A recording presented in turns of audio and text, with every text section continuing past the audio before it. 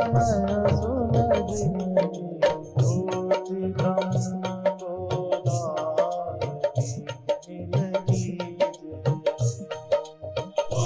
मिल श्री राम जय जय राम।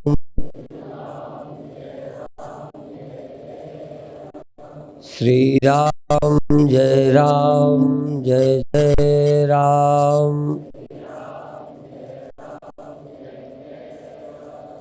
श्री राम जय जय राम।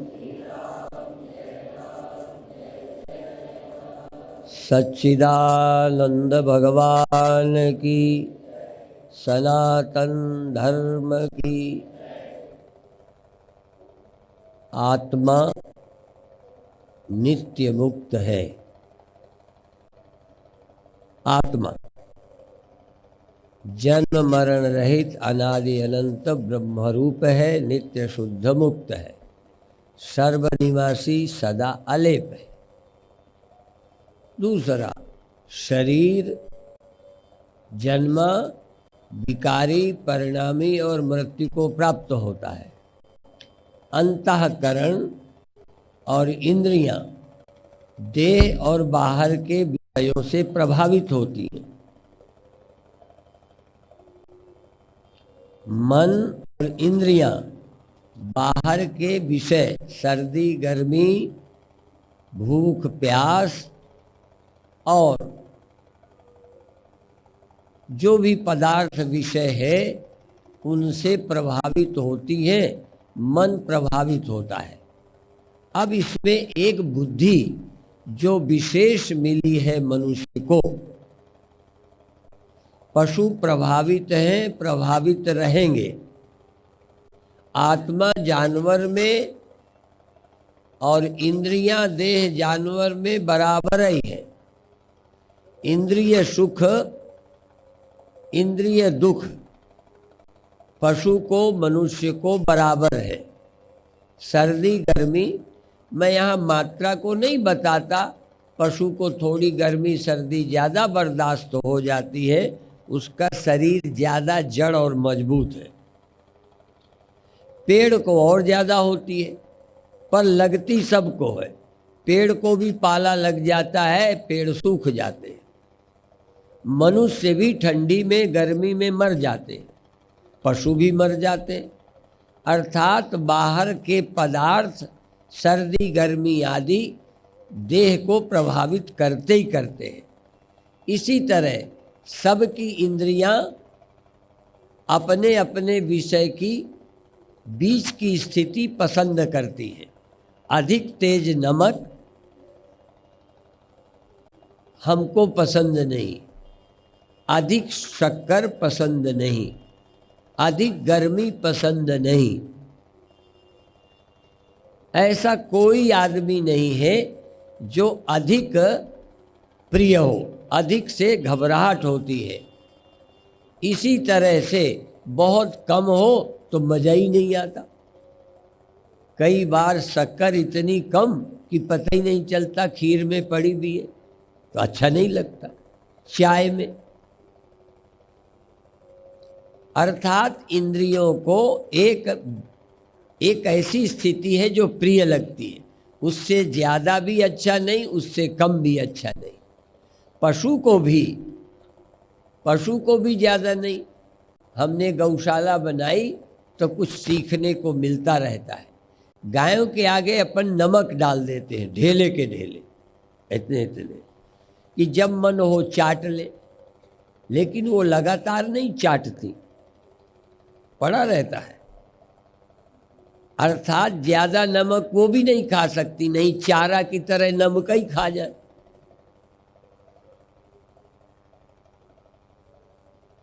साधु को डाल के देख लेना। हाँ, क्योंकि जवान तो जानवर ही है, चाहे साधु की हो, चाहे योगी की हो, चाहे जानवर की हो। अधिक इनको भी पसंद नहीं। अधिक गर्मी, अधिक सर्दी किसी को प्रिय नहीं। अधिक नमक, अधिक मीठा। इसलिए इंद्रियां विषय से प्रभावित होती हैं और इंद्रियों से मन प्रभावित हो जाता है, ये नेचुरल है यहाँ तक। अब सवाल है बुद्धि का।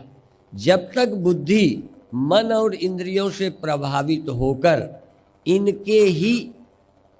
इनके लिए काम करती है तो अधिक सुख के लिए अधिक जमा करना, चूंकि शुरू में धन से सुख मिला, सबका अनुभव है, धन होता है तो सुविधा होती है। और तो छोड़ो, हम लोग भी जिनके पास धन ज्यादा है ज्यादा सुविधा दे देते हैं, बुरा नहीं मानना।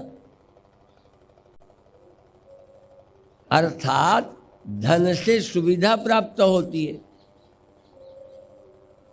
और ज्यादा धनी लोग अखंड परम धाम में ठहरेंगे ही नहीं, वो कोई होटल में ठहर जाएंगे।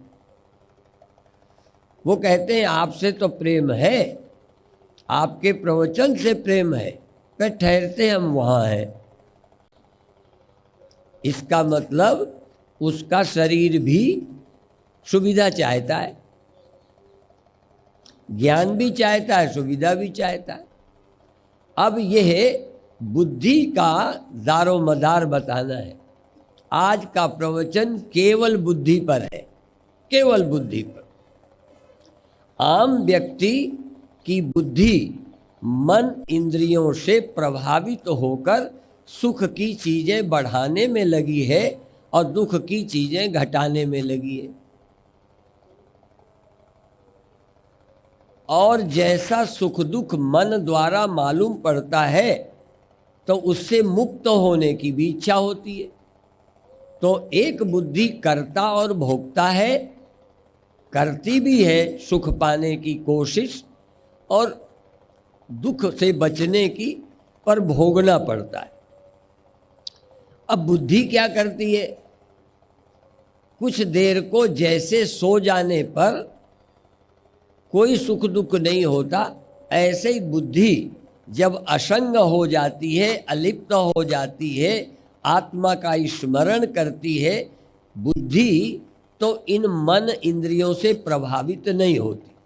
जैसे समाधि में, होश में है। भगवान कृष्ण ने कहा बुद्धि की बात, यस्य नाहं कृतो भावो बुद्धिर यस्य न लिप्यते। जिसके अंदर मैं करता हूँ, मैं भोगता हूँ, मैं बड़ा होता हूँ, छोटा हो सकता हूँ, हो जाता हूँ, ऐसा जिसके अंदर भाव नहीं।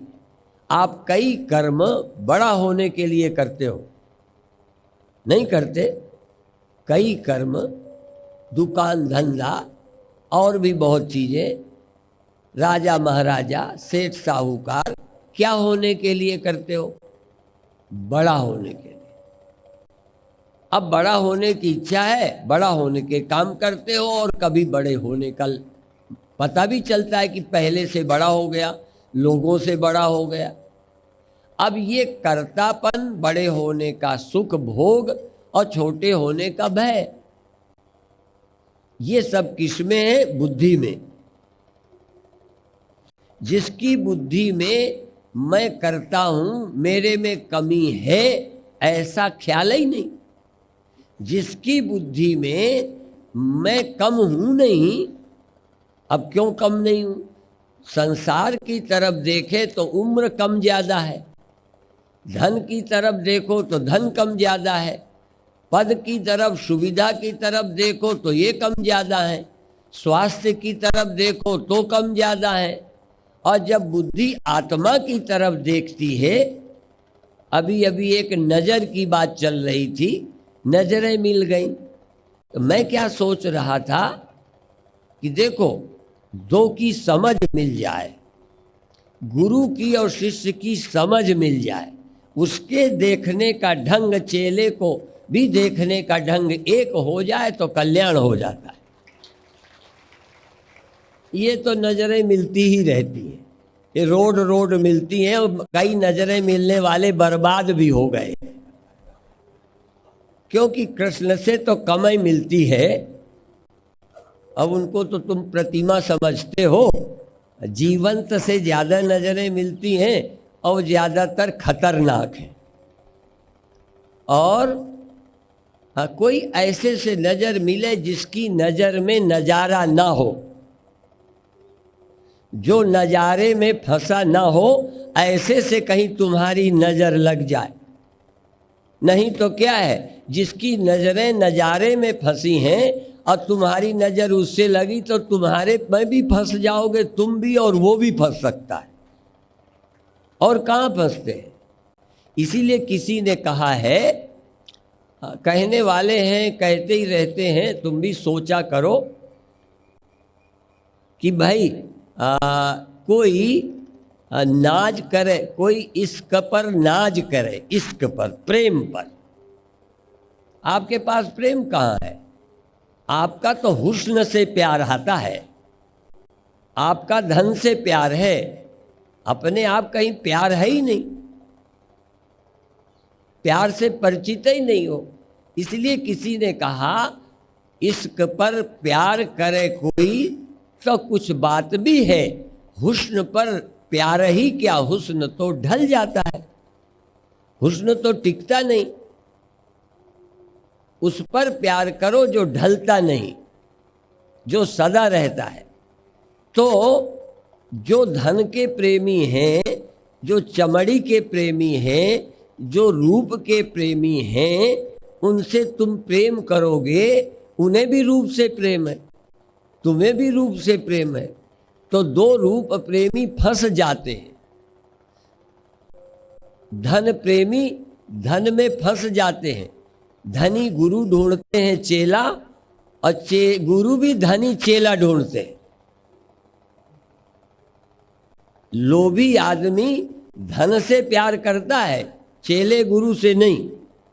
अभिमानी आदमी पद से प्यार करता है, गुरु गुरु से नहीं। और संसारी आदमी इन्हीं चीज़ों से प्यार करता है, भगवान से नहीं। इसलिए हुस्न पर प्यार क्या, हुस्न तो ढल जाता है। उससे प्यार करो जो जाता नहीं, खत्म नहीं होता। इसलिए गुरु से नज़र, नज़र का अर्थ ये नहीं है, गुरु जो देखता है, गुरु की जो नज़र है, उससे तुम्हारी नज़र मिल जाए। जैसे एक हो जाए नज़र, समता आ जाए, नज़र एक हो जाए। जो गुरु की सोच है वही शिष्य की सोच हो जाए, ये है नज़र का मिलना। हमारे यहाँ शादी ब्याह में एक रिश्ता होता है, समधी। समधी तो जानते हो ना, लड़की के बाप और लड़के के बाप दोनों समधी कहलाते हैं। समधी एक की लड़की एक का लड़का, दोनों ने एक एक दिया, एक ने लड़का दिया एक ने लड़की दी, दोनों बराबर हैं, समधी। और रामायण में तो क्लियर कह दिया, समधी तो सब होते हैं पर समधी नहीं होती।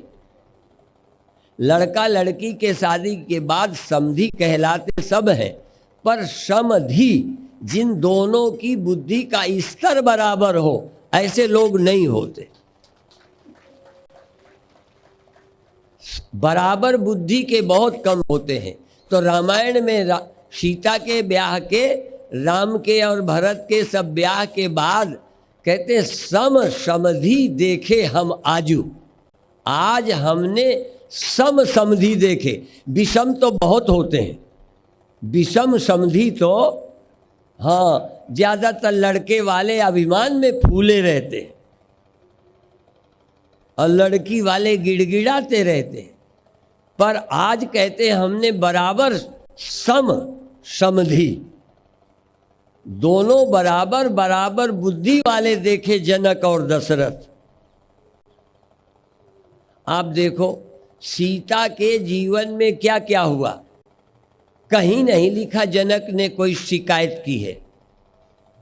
क्या कमाल है। यदि लड़की के बाप हो तो जनक की तरफ ख्याल करो, राजा हैं जनक, कहीं कोई जिक्र ही नहीं आता कि सीता के वनवास की कोई शिकायत की है कि तुमने हमारी लड़की को क्यों जंगल में भेज दिया। क्यों उसको जलाया, जलने को मजबूर किया। यद्यपि ये नेताओं को अच्छा नहीं लगेगा, लेकिन अंधेर है। किस खोपड़ी के बने थे जनक? आपकी बेटी होती तो देखो क्या होता। रामायण पढ़ना अलग, जरा सोचे तो दिमाग का दिवाला निकल जाता है। एक बार मैं सोचने लगा, कोई चिट्ठी नहीं, पत्री नहीं, फोन नहीं, संदेश नहीं, कि ये क्या मेरी लड़कियों के साथ आप कर रहे हो।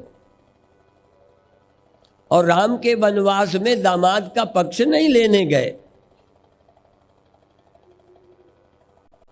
अब चारों बेटियां, चारों बेटे, हाँ, एक घर में। आजकल तो दो बहनें भी लोग कहते एक घर में नहीं ब्याहना चाहिए।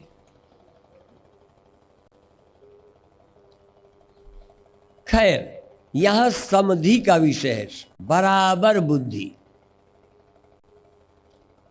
माने लड़के वाले लड़की वाले दोनों के पिता की बुद्धि बराबर हो, छोटा बड़ा न माने। आपके पास समधि है क्या?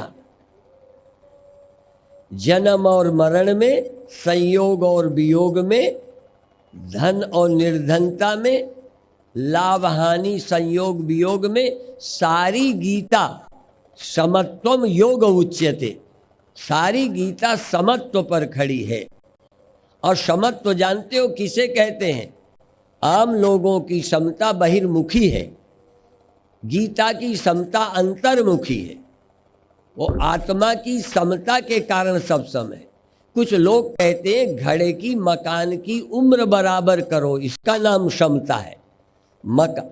तिलक किले की, ताजमहल की और साधारण गरीब के मकान की आयु बराबर की जाए तब समता है। समझ में आया? पर गीता की समता कहते हैं कि जो उसमें रहने वाला तत्व है, ताजमहल में, लाल किले में, एक साधारण गरीब की झोपड़ी की दीवार में एक चीज है जो सम है और वो बराबर है और अविनाशी है। और ज्यादा कम वाले इसका कोई वैल्यू नहीं है। मूर्खों की निगाह में उसकी वैल्यू है, ज्ञानी की निगाह में नहीं। इसलिए समता। और इस श्लोक में गीता का बोलता हूं, इहैव इहैव, यहां ही, मरने के बाद, स्वर्ग जाने के बाद नहीं। इहैव तैः जितः सर्गो, उसने यहां ही सृष्टि पर विजय प्राप्त कर ली। विश्व विजयी जगजीत प्रज्ञा, एक पुस्तक शायद बाबा नगीना सिंह की, जिस पुस्तक को स्वामी राम ने पढ़ा था, वो फगवाड़ा के थे। ऐसे एक निष्ठावान की किताब की प्रशंसा स्वामी राम ने की है। जगजीत प्रज्ञा, भगवत ज्ञान के चमत्कार। आप लोगों को ख्याल ही नहीं।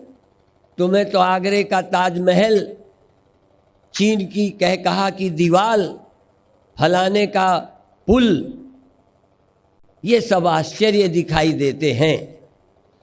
पर जानते हो, भगवत ज्ञान के चमत्कार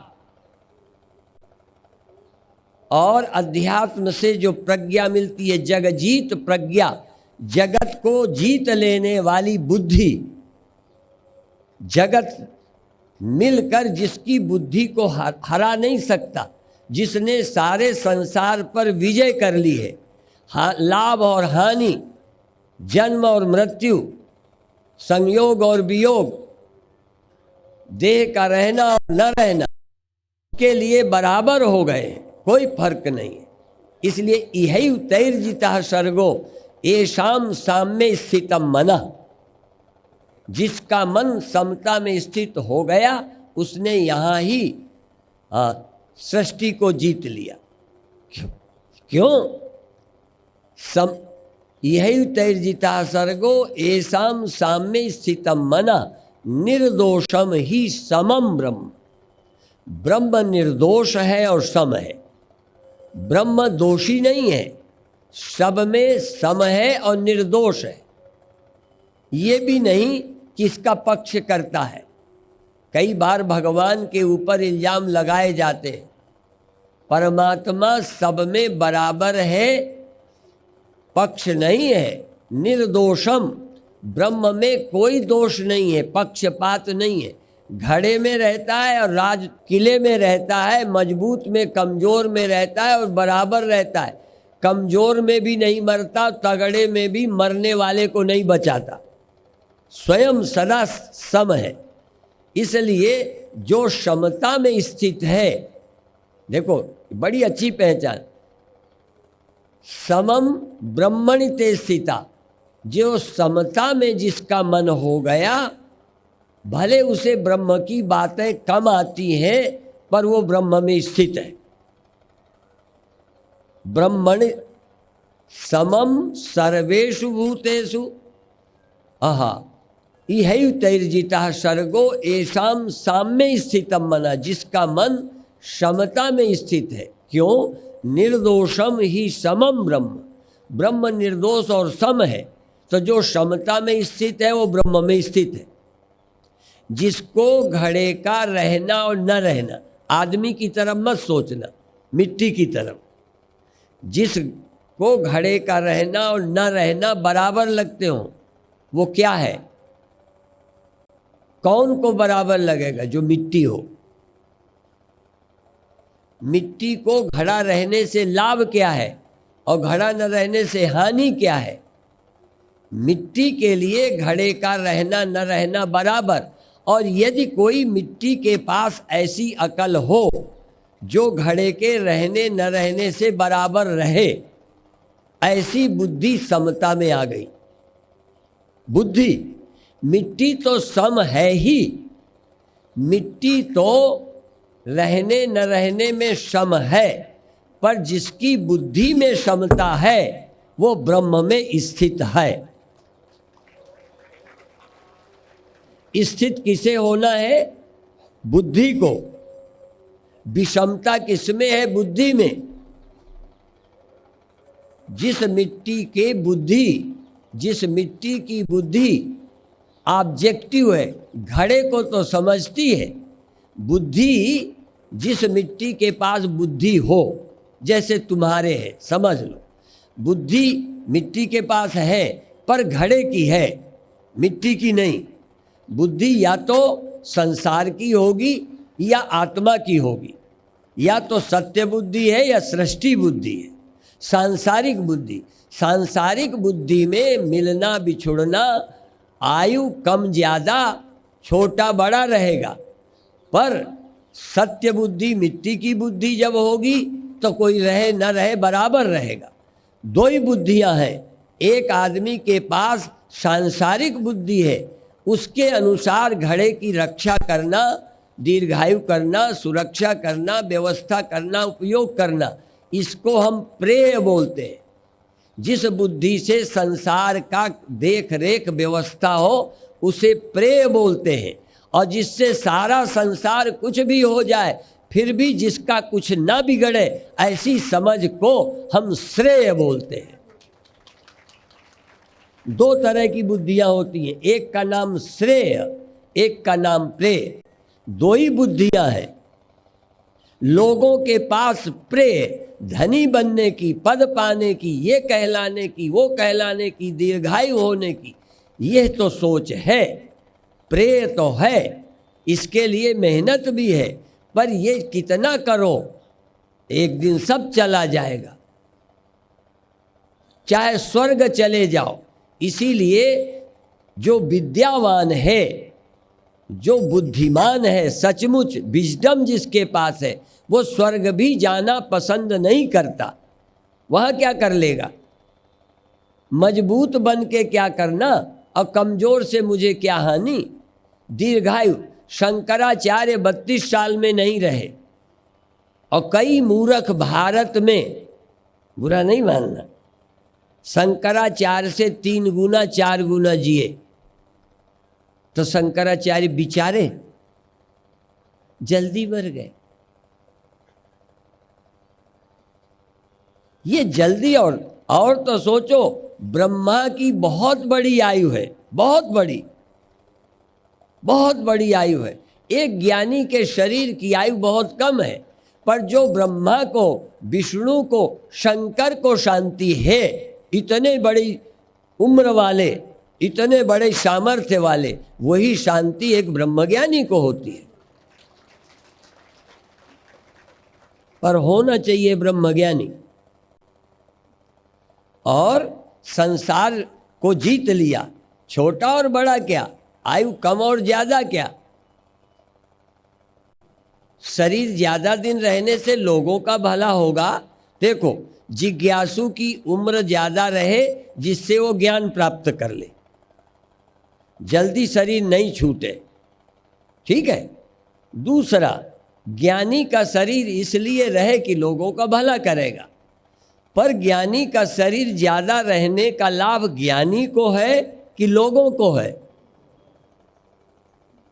यदि घड़ा ज्यादा दिन रहे तो इसका फायदा मिट्टी को मिलेगा कि जिसके यहाँ है उसको पानी पीने का। मकान ज्यादा दिन टिक जाए तो इसका लाभ मिट्टी को मिलने वाला है।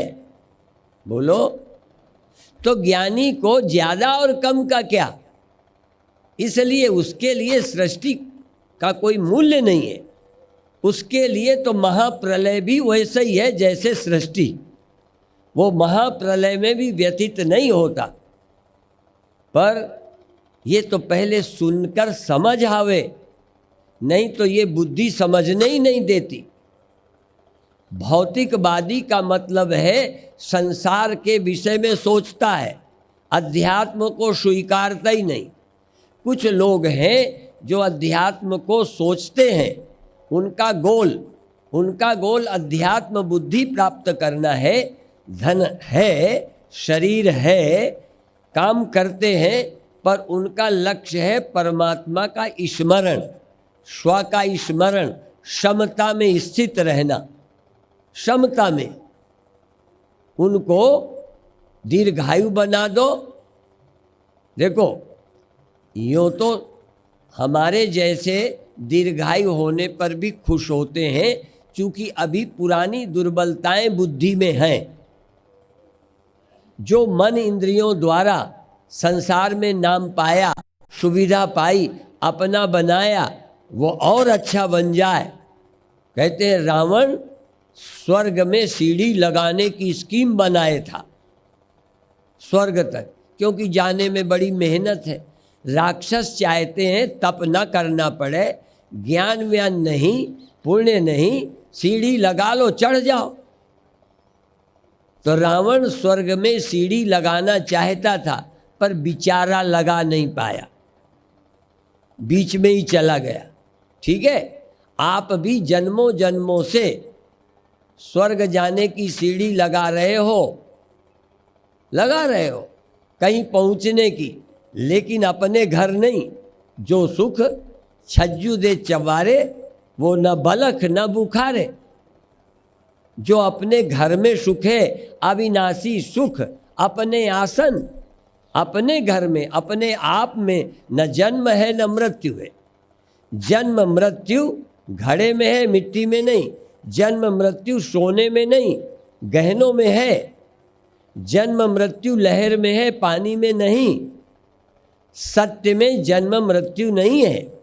सत्य में छोटा और बड़ा नहीं है। सत्य में प्रादुर्भाव तिरोभाव नहीं है। सत्य तो जैसा था वैसा ही अनंत काल तक रहेगा, और उस सत्य से तुम अभिन्न हो।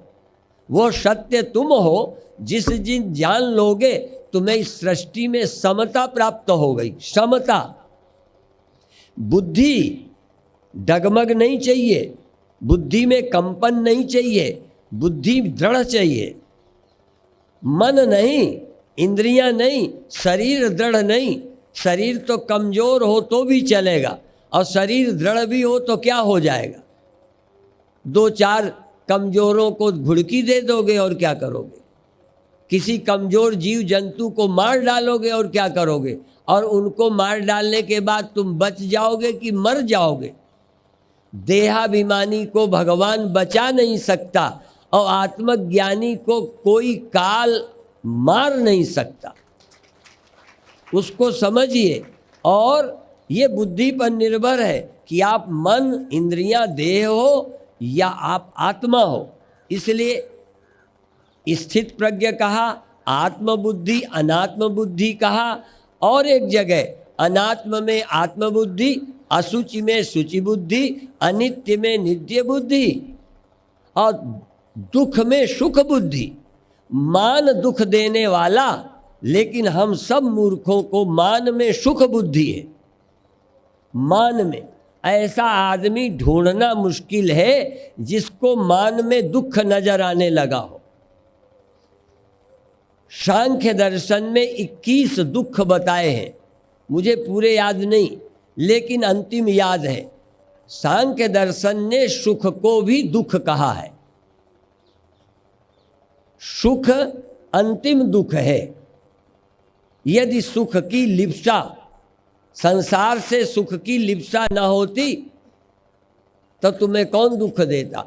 और अनित्य में नित्य बुद्धि, न रहने वाले अनात्मा में आत्मा बुद्धि, घड़े में मैं बुद्धि, मिट्टी में मैं बुद्धि नहीं। ये बुद्धि का काम है। घड़ा भी है, हम नहीं कहते घड़ा नहीं, घड़ा भी है, मिट्टी भी है। अब इसमें एक बुद्धि है, या तो वो घड़ा माने अपने को या मिट्टी माने। और घड़ा मानना यदि ज़्यादा सही है, मैं तुमसे पूछता हूँ, घड़ा है, मिट्टी भी है, यदि कोई अकल नाम की चीज हो तो उसको यदि घड़ा मान के मर रही हो, दुखी हो, छोटा मानकर परेशान हो, तो उसको यदि हम कहें तू मिट्टी है, तो ये बात समझना चाहिए कि नहीं? क्यों समझना चाहिए? मान लो नहीं समझ आवे तब भी जोर दे के मिट्टी हूं ये समझ आवे तो मौत गई, दुख गया। और ये समझ ना होए तो कौन उसे मृत्यु और छोटेपन से बचा सकता है? इसीलिए हम सभी वैज्ञानिक नेताओं को चुनौती देते हैं, बिना अध्यात्म विद्या के तुम उसे इन दुखों से कैसे पार करोगे? क्योंकि बुद्धि के अलावा हमारे पास बदलने का कोई उपाय नहीं है। शरीर के बदलने का नियम हम बदल नहीं सकते, जगने सोने का नियम हम बदल नहीं सकते, भूख प्यास का सिस्टम हम बदल नहीं सकते। सिर्फ अभिमानी जीव जो देहो हम कहता है उसे हम शिवो हम समझने की प्रेरणा दे सकते। देहो हम छोड़, मेरे गुरुदेव कहते थे, हाँ छोड़ अब देहो हम जपना, जगत है जागृत का स्वप्ना, जगत है जागृत का स्वप्ना, निरख तू नित्य सत्य स्वरूप अपना, छोड़ अब देहो हम जपना, शिवो हम बोल जरा प्यारे, शिवो हम समझ जरा प्यारे, शिवो हम केवल बोल, देहो हम बोलते हो कि मानते हो? बोलो। देहो हम सिर्फ बोलते हो जबान से कि दिल से मानते हो? और शिवो हम दिल से बोलते हो कि जबान से? सोच लो। गुरुवाणी में सिख लोग बोलते हैं बोले सो निहाल, हम तो ये भी कहते हैं कि दिल से बोले तो निहाल होगा नहीं, कोई निहाल नुहाल नहीं होता। ऐसे ही तो हम शिवोम बोलने से होता है, प्रभु के स्मरण से निहाल हो जाता है। पर करे तो प्रभु किसे कहते हैं? जो एक जगह बैठा है, सब जगह खाली पड़ी है, उसका नाम प्रभु है। जब प्रभु ने अपना परिचय दिया कि जो मुझे सब जगह देखता है, ये नहीं कहा जो मुझे यहाँ खड़ा देखता है। शुरुआत यहाँ से करे, भगवान नहीं चिढ़ते, पर कोई बरसों तक उनको खड़ा हुआ इसी को भगवान देखता रहे, सच्चे भगवान को न सोचे न समझे, तो कहेंगे ये मेरे पास आके भी मूर्ख ही रह गए। हमारे गुरुदेव बोलते थे, देह को मैं मानना, देह को मैं मानना सबसे बड़ा ये पाप है। सबसे बड़ा पाप है। निष्पाप को, अविनाशी को नाशी बना देता, निष्पाप को पापी बना देता, हाँ, निर्दोष को दोषी बना देता। हाँ, इसलिए देह को मैं मानना सबसे बड़ा ये पाप है। निष्पाप को पापी बना देता, यही संताप है। और मैं ब्रह्म हूँ, मैं ब्रह्म हूँ, ये जाप, मैं ब्रह्म हूँ, ये जाप। और तज्जपः तदर्थ भावनम, जब तुम कहो सोहम शिवोहम शिवोहम, तो जबान से नहीं, सोच के बोलो शिवोम हो कि ऐसे ही बोल रहे हो। चैतन्यो हम, चैतन्य हूँ, जरा ध्यान में बोल के देखना। इसलिए पराबाणी, मध्यमा बाणी, पश्यंती और बैखरी, बैखरी मध्यमा, पश्यंती परा। पराबाणी, अंदर से आप बोलो कि मैं चैतन्य हूँ, बोलो। और हो तो बोलो, हो तो बोलो, नहीं झूठ है। तुम देह हो और शिवोहम बोलो, ये सच है। और शिवोहम हो और बोलो तो यह अभिमान है। बीमार अपने को बीमार बोले तो विनम्र है, बेचारा अपने को बीमार कहता है, ये विनम्र है। बोलने का क्या मतलब?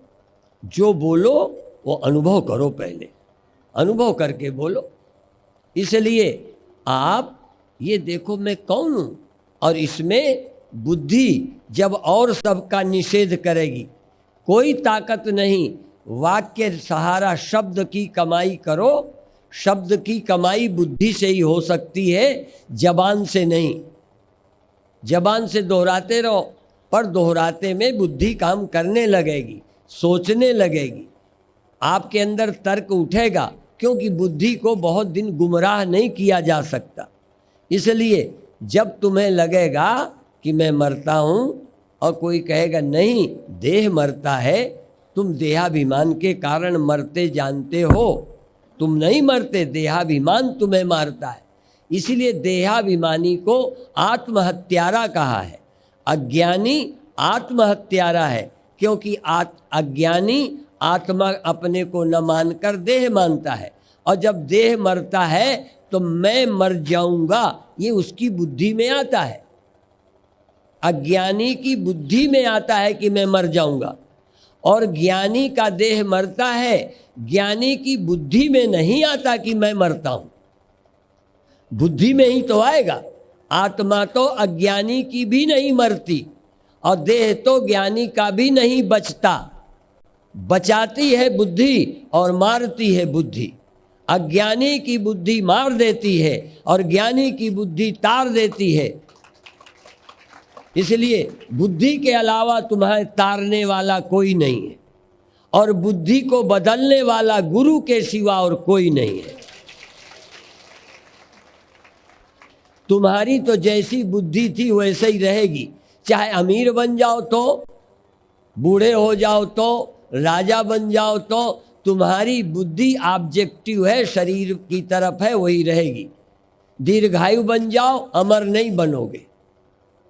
तुम्हारी बुद्धि शरीर की तरफ है, सांसारिक है, अनात्म बुद्धि है, आत्म बुद्धि नहीं है। अनात्म बुद्धि को आत्म बुद्धि बनाने वाला, आत्म बुद्धि करने वाला, ग्रंथों के आधार से, संतों के सहारे, फिर सुन लो, गीता के अनुसार, उपनिषद के अनुसार, भागवत के अनुसार सुनाने वाला स्पष्ट ज्ञानी तुम्हारी बुद्धि को बदल सकता है। और केवल कथा सुनाने से कथावाचक की बुद्धि नहीं बदली, तुम्हारी क्या बदलेगा? उसकी बुद्धि में वो क्या है? वो तो तुम्हें कहते ये अहम ब्रह्मास्मि, ये अभिमान है, ये तो बोलना ही नहीं चाहिए, ये तो नास्तिक हो गए, ये तो ईश्वर को नहीं मानते, उनके द्वारा तुम्हें ब्रह्म ज्ञान हो जाएगा। ये सारे ग्रंथ झूठे हैं, उपनिषद, भागवत, ब्रह्मसूत्र, बड़े बड़े जो ग्रंथ हैं, जो दिग्गज विद्वानों ने जिन पर भाष्य किए हैं, उन ग्रंथों का क्या अभिप्राय है? आत्मा क्या चीज है? और ये जो मन के कारण मालूम पड़ता है, देखो मालूम पड़ता है जगना सोना, ये तो हमें भी मालूम पड़ता है अभी भी, लेकिन हमें ये मालूम पड़ते हुए जगना सोना अंतःकरण में चैतन्य की एक चमक है, वहाँ कोई और है नहीं, एक चेतन है, एक मेवा द्वितीयम ब्रह्म। इसलिए इस सत्य को जानकर जीवन धन्य बनता है। बार बार विचार करो, श्रोतव्यो मंतव्यो निदिध्यासितव्या, हमें गुरु ने सुनाया था। अब देखो फिर मैं कह दूं, ये कह चुका, तुलसीदास बचपन में अपने गुरु से राम की कथा सुनी थी। उन्होंने खुद कहा, तुम कहो या न कहो, उन्होंने कहा कि तब मैंने नहीं समझी, तब मैं बच्चा था, अचेत था, मुझे गुरु की बात को समझने की योग्यता नहीं थी, लेकिन आज गुरु का शरीर नहीं है और तुलसीदास को समझ आ रहा है। शरीर चला गया, लेकिन जो शब्द दे गए, जो पढ़ा गए, भले समझने की योग्यता न थी, पर यदि तुमको गीता याद है, श्लोक याद है, प्रवचन याद है, कैसेट रखे हैं, तो आप सुनकर पहले बार नहीं समझे, एक साल नहीं समझे, ऐसा कोई है ही नहीं। इसमें भी सैकड़ों लोग ऐसे हैं कि पहले मेरे प्रवचन उन्हें समझ नहीं आते थे। कई ऐसे हैं जो एक एक प्रवचन को कहते हैं हमने 30 बार सुना है और हर बार हमको कोई नई बात मिलती है। इसलिए समझ एक दिन में पकड़ ले जरूरी नहीं है। इसलिए यदि आप मुक्त होना चाहते, शंकराचार्य जैसे गुरु जो हमें तारने के लिए आए, वो कहते हैं सुप्ते आमृते काले, जब तक नींद ना आवे इसी को सुनो, इसी को सोचो, और जब तक देह का त्याग ना हो जाए तब तक इसका विचार करो। क्यों? पुराने विचार, देखो खेत में जो बोते हो मुश्किल से होता है, फालतू की घास फूस अपने आप हो जाती है। ये बुरे विचार सहे जाते हैं, अच्छे विचार बनाने पड़ते हैं। इसलिए इसके लिए मेहनत नहीं करोगे, सुनोगे नहीं, तो गुरु भी तुम्हारे पीछे तो लगे नहीं रहेंगे। तुलसीदास के गुरु का शरीर नहीं रहा, पर तुलसीदास के साथ गुरु के विचार रह गए, और वो याद कर कर के कहते हैं कि तब मैंने नहीं समझा था, आप समझ गए। अब जब गुरु जी नहीं है, समझ रहे हैं। क्या ये संभव नहीं है कि गुरु के न रहने के बाद भी तुम्हें समझ आ जाए? संभव है। और गुरु यहाँ से, गुरु को छोड़कर यहाँ से चले जाओ तो घर में नहीं समझ आएगी। यदि तुम टेप करके ले गए, तुम्हारी दम हो तो मस्तिष्क में टेप करके ले जाओ, और मस्तिष्क की क्षमता घट गई है तो विज्ञान ने तुम्हें टेप दे दिए, वो टेप करके ले जाओ। दो ही तरीके हैं। पहले के लोगों में स्मृति बहुत थी, श्रुति सुन करके आ जाता था, सुन टेप हो जाता था, एकांत में बैठे विचार करते थे। तो गुरु जी का समझाया बहुत वर्षों बाद तुलसीदास याद करते हैं और सोच सोच के आनंद लेते हैं। आज हम, गुरुदेव का शरीर नहीं है, पर गुरुदेव की विद्या हमारे साथ है। गुरुदेव ने, या तो कहो हमने गुरुदेव को इतना अपने अंदर ले लिया कि उन्हें निकलने नहीं देते, या यूं कहो गुरुदेव ऐसे हमारे पीछे पड़ गए कि निकल के जाते ही नहीं है। तुम्हारे अंदर भी कई बार संसार के लोग ऐसे घुस जाते हैं जो पीछा करते हैं। तुम चले जाते हो, वो पीछा करती है, वो पीछा करते हैं, नहीं करते। जिनका प्यार है वो तुम्हारी खोपड़ी में भूत की तरह घुस जाते हैं, नहीं निकलते। तो और तो दुनिया घुस जाती है, भगवान गुरु तुम्हारे अंदर घुस जाए, गुरु की वाणी तुम्हारे अंदर धस जाए कि काल भी निकालना चाहे तो वो विद्या तुम्हारे अंदर से न जाए। उस विद्या को तुम प्राप्त करके जीवन धन्य कर सकते हो। इसलिए विचारना शुरू करो कि मैं कौन हूँ। ये शरीर ही सब कुछ है। यदि जागृत न हो तो शरीर क्या है? और जागृत, स्वप्न, सुषुप्ति देह की थोड़ी होती हैं। ध्यान रखना, बचपन, जवानी, बुढ़ापा ये शरीर के होते हैं। जागृत, स्वप्न, सुषुप्ति ये बुद्धि की होती हैं, शरीर की नहीं होती। बुद्धि जगती है, देह मिल जाता है। और तुम कौन हो? तुम क्या ये मन बुद्धि हो? पर इस मन बुद्धि से शरीराभिमानी बन सकते हैं और गुरु का सानिध्य मिले, इसी बुद्धि से हम आत्मज्ञानी ब्रह्मज्ञानी बन सकते हैं। हो नहीं, बन सकते हो। और पुरानी आदत छोड़ सकते हो, या व्यवहार के लिए पुरानी बुद्धि भी रखो। जब व्यवहार में जाओ तो तुम्हारे पिता कौन है, तुम्हारी माँ कौन है, तुम्हारा घर कहाँ है? अपने घर में जाओगे कि दूसरे के घर घुस जाओगे ब्रह्मज्ञानी हो गए हो? बोलो। अपनी पत्नी को, पति को पहचानोगे कि नहीं, भूल जाओगे, किसी और के पास पहुंच जाओगे? तो व्यवहार की जो बुद्धि थी मेरी तेरी, वह भी बनी हुई है, लेकिन एक नई बुद्धि गुरु ने दी है जो हमको मुक्त कर देती है। हम दो बुद्धियों के मालिक हैं। हमारे एक महात्मा स्वामी भूमानंद जी थे। कोई पति ने अपनी पत्नी की शिकायत की तो कहते कोई नहीं, अच्छी नहीं है तो छोड़ दो, तुम्हारी को हम दूसरी शादी करा देते हैं यदि ये दुख देती है। उनका अभिप्राय तो दूसरा था, अर्थात यदि यह बुद्धि तुमको जन्म मरण, ये कई स्त्रियां पति को चैन से रहने नहीं देती, कुछ न कुछ घर की शिकायतें कर कर के खोपड़ी खराब करती। तुम्हारी भी बुद्धि को, हाँ ये पुरानी ये बुद्धि तुम्हें परेशान किए है। तुम पति हो पर तुम्हारी नाक में दम है, किसके द्वारा? इसी बुद्धि के द्वारा। तो दूसरी शादी अब फिर करो। अभी तक तुमको जो बुद्धि मिली है, हाँ पता नहीं ग्रह दशा कैसे है, वो दुखी ही रखती है। इसलिए संतों से ले जाओ, इनकी बेटी इनकी बुद्धि से शादी करो। हाँ, तो संतों की बुद्धि ले जाओ, ब्रह्म बुद्धि ले जाओ, तो काम के समय तो पुरानी को लो और निष्ठा के लिए, मोक्ष के लिए गुरुओं वाली रखो। दोनों से काम चलाओ। व्यवहार प्रेय के लिए वो बुद्धि है, घर कहाँ है, आश्रम मेरा है, ये गाय है, फलाना है, ये मेरी बहन है, बेटी। पुरानी बुद्धि बिल्कुल खत्म हो जाए तो जानवर ना हो जाओगे। पुरानी बुद्धि से व्यवहार करो और उपनिषद बुद्धि से मुक्ति की प्राप्ति करो। इसलिए यह तो विदय निश्चय सिद्धि सधर्मा, लोक परलोक दोनों सुधर जाएंगे।